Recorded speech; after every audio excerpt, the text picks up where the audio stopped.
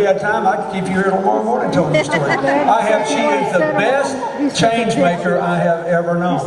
I thought I was pretty good at it, but I've never met anybody who could look at a problem and immediately see what could be done to make it better and how it should be done. And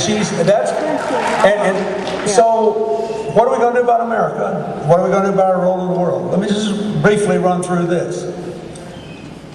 What is the problem in America? Everybody's been talking about, are we going to go into recession, right? We're going to go into recession. The federal government actually had to bail out a Wall Street bank and tell the Wall Street firms that they could borrow money from them just like your bank can downtown. Except unlike your bank downtown, the deposits aren't insured and they're under no standards in who they loan money to and what.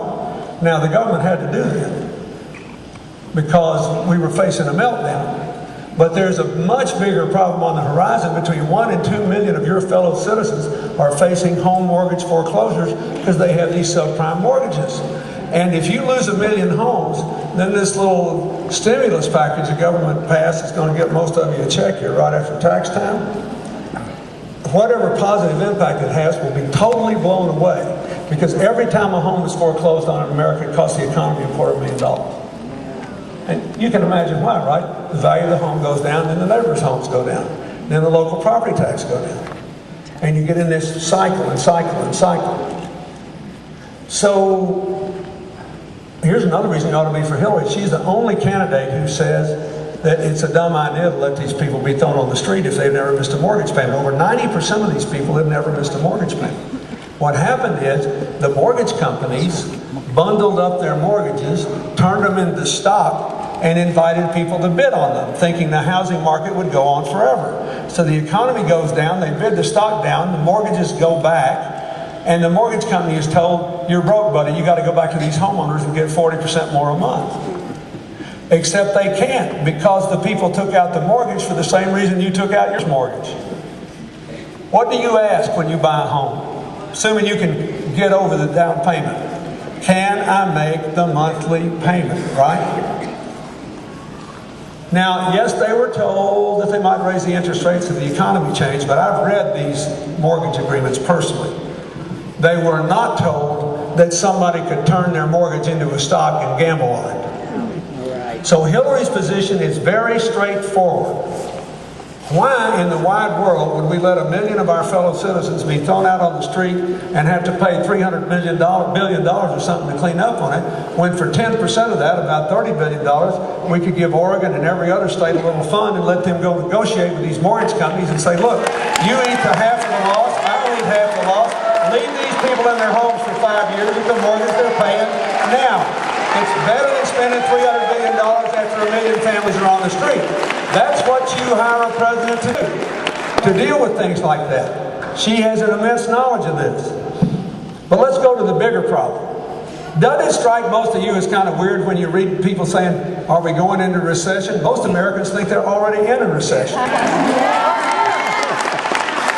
And you know why? Because according to the strict economic definition of a recession, most Americans are in a recession. Because trickle-down economics is a failure, and we went back to it. We went back to trickle-down economics, throwing money at the wealthiest Americans, throwing money at the most well-connected special interests, getting rid of the budget surpluses we were running in the balanced budget and adding $4 trillion to the national debt, pushing all the benefits up. And guess what happened? It worked. 90% of the benefits of this decade have gone to the top 10% of earners. About half to the top 1%, about a big chunk of that to the top 1/10 of 1%. And you know, I must tell you, I love saying this, because when Hillary and Chelsea and I moved into the White House, we were the poorest first family in 100 years. We had the lowest net worth. And you know, the Republicans were so mean to me. But as soon as I got out, I got really fortunate, thanks to a lot of you who bought my book, for one thing. And I made a bunch of money. And as soon as I got rich, they couldn't do enough for me. I became the most important person in the world with it. And you know, whatever you think about Afghanistan and Iraq, I was opposed to the Iraq War, and I supported going after Al-Qaeda in Afghanistan. It's wrong for people who've been the most fortunate Americans not to support those kids went over there, and instead of letting me support them, and I knew a lot of those people. I knew a lot of them. Instead of letting me support them, they were throwing money at me and borrowing the money from the Chinese to do it. Now, it doesn't work. So the definition of a recession is 6 months in a row of negative economic growth, right?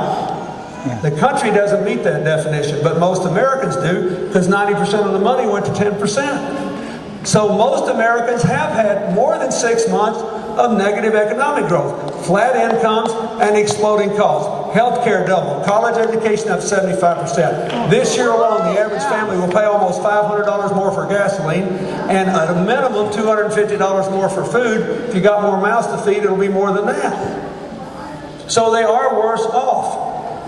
And look at the numbers and you can see why. In the 1990s, I don't want to go back to the past, all elections are about the future, but our children study history so they make better decisions about the future. In the 1990s, when we had a middle-class investment strategy, we had 22.7 million new jobs. In this decade, 5 million. In the 1990s, we had per capita, average family income going up $7,500 a family after inflation. In this decade, average family income is $1,000 lower than it was the day I left office after inflation. That's why you think there's a recession. In the 1990s, we had almost 8 million Americans work themselves from poverty up into the middle class and a reduction in welfare of 60%. That's the American dream. In this decade, we've had 5 million Americans fall from the middle class into poverty. That's the American nightmare. Yeah. And we've also, as I said, gone from balanced budgets and surpluses to adding $4 trillion to the debt and completely